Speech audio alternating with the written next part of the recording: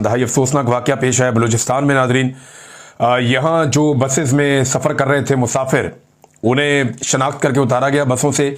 एक मरतबा फिर वही वाक़या पेश आया और पंजाब से ताल्लुक़ रखने वाले 9 मुसाफिरों को BBC के मुताबिक और कुछ इतलात के मुताबिक 12 मुसाफिरों को कहा जा रहा है। पहले खबर यह आई कि मुसाफिरों को उतार कर गायब कर दिया गया था, फिर दोबारा ये खबर आती है और उसकी तस्दीक होती है कि 9 मुसाफिरों को बसों से उतार कर कत्ल कर दिया गया है।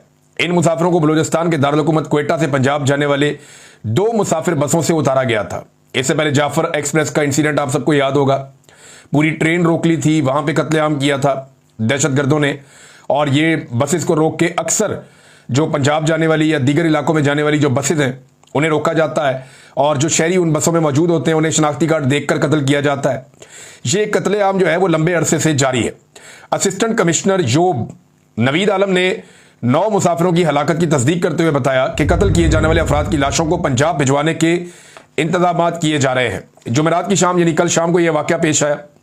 अब जो पाकिस्तान की तरफ से कहा गया, उन्होंने इसको करार दिया फितनतुल हिंदुस्तान, यानी ये जो दहशतगर्दी का वाकया हुआ ये फितनतुल हिंदुस्तान ने किया है और फितनतुल हिंदुस्तान इसके लिए जिम्मेदार है। और यानी हम फितनतुल हिंदुस्तान तो कह रहे हैं, लेकिन हम कर क्या रहे हैं, सवाल ये पैदा होता है। हमने एक नया नाम दिया फितनतुल हिंदुस्तान। इससे पहले BLA का नाम था, इससे पहले TTP का नाम था, इससे पहले दाइश का नाम था, मुख्तलिफ तंजीमों के नाम आते रहे। अब हमने एक नया नाम दिया फितनतुल हिंदुस्तान कि इसके पीछे हिंदुस्तान मुलव्वस है, जबकि मैं हमेशा से इसके ऊपर कवरेज करता भी रहा हूं। अफगानिस्तान की सरजमीन को पाकिस्तान में दहशतगर्दी के लिए बड़े लंबे अरसे से इस्तेमाल किया जा रहा है और पाकिस्तान के जो दुश्मन है वो उसको इस्तेमाल करते हैं। जनरल मुशर्रफ के दौर से हम इस चीज की कवरेज कर रहे हैं और जनरल मुशर्रफ बार बार ये कहते भी रहे कि अफगानिस्तान में भारत के 12 तरबीती कैंप हैं। लेकिन जब अमेरिका को अफगानिस्तान की तरफ शिकस्त हुई और अमेरिका अफगानिस्तान से इनखला करके निकला तो उस वक्त भारत को एक बहुत बड़ा धचका लगा था। लेकिन अब आप देखें तो पाकिस्तान में दोबारा से दहशतगर्दी सर उठा रही है। पाकिस्तान ने मौका ज़ाया किया। उस वक्त रिजीम चेंज करने में दिलचस्पी ज़्यादा थी पाकिस्तानी एस्टेब्लिशमेंट की, और जो नए नमूने लाकर बिठाए गए उन्होंने अफगानिस्तान को तनहा अकेला छोड़ दिया, उनके साथ बात ही नहीं की। और इंडिया ने मौका देखकर अपने ताल्लुकात बनाने शुरू कर दिए।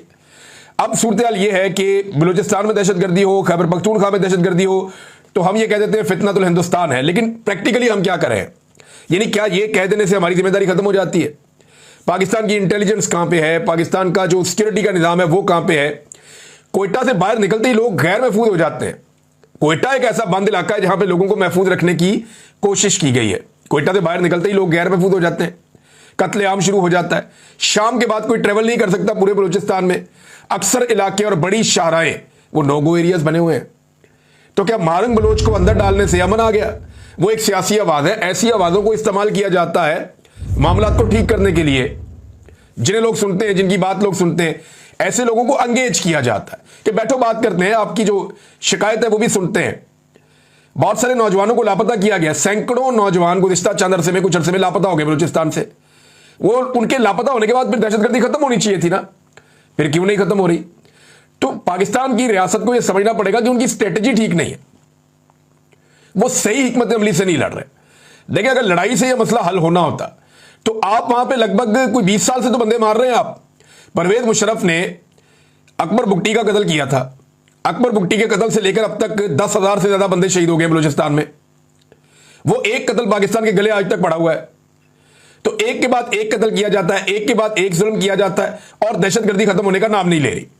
तो रियासत पाकिस्तान को देखना पड़ेगा कि 20 साल में उन्होंने कितने ऑपरेशन किए हैं और इतने सारे ऑपरेशंस के बाद, इतनी सारी जबरी गुमशुदगियों के बाद, इतने सारे बंदों की गिरफ्तारियों के बाद, इतनी सारी कठपुतली हुकूमतें बनाने के बाद, अपने सियासतदान लाने के बाद, इतने सारे जाली इलेक्शन करवाने के बाद भी अगर वो वहां पे लॉ एंड ऑर्डर को मेंटेन नहीं कर पा रहे या बलूचिस्तान के हालात को ठीक नहीं कर पा रहे, तो फिर अपनी फॉर्मूला चेंज करें, सियासतदानों को दें मौका, वो इस मामले को ठीक करते हैं। बलूचिस्तान का मसला सियासी है, कबायली इलाकों का मसला सियासी है।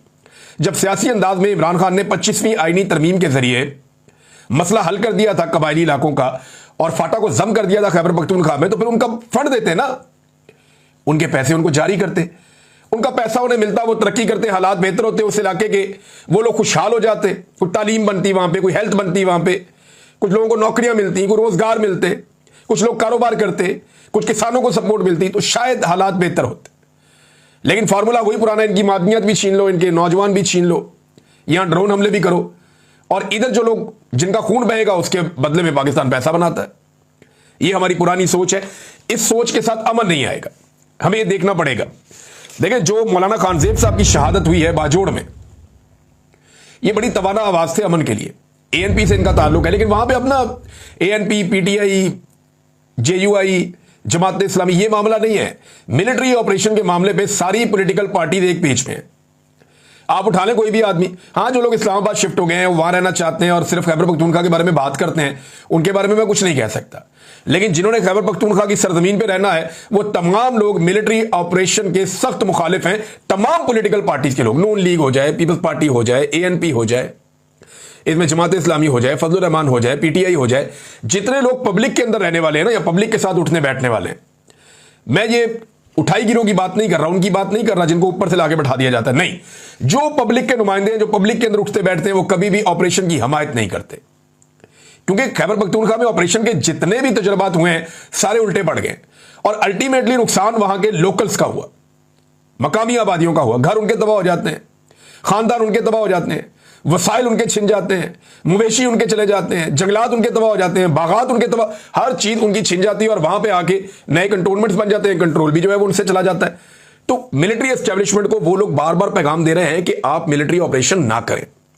और अब जो खानजेब साहब की शहादत हुई है, इसके बाद बड़ा रुला पड़ गया, लोगों में बहुत गुस्सा है, और मुतालबा एक ही हो रहा है बार बार कि मिलिट्री ऑपरेशन हम नहीं होने देंगे, मिलिट्री ऑपरेशन ना किया जाए।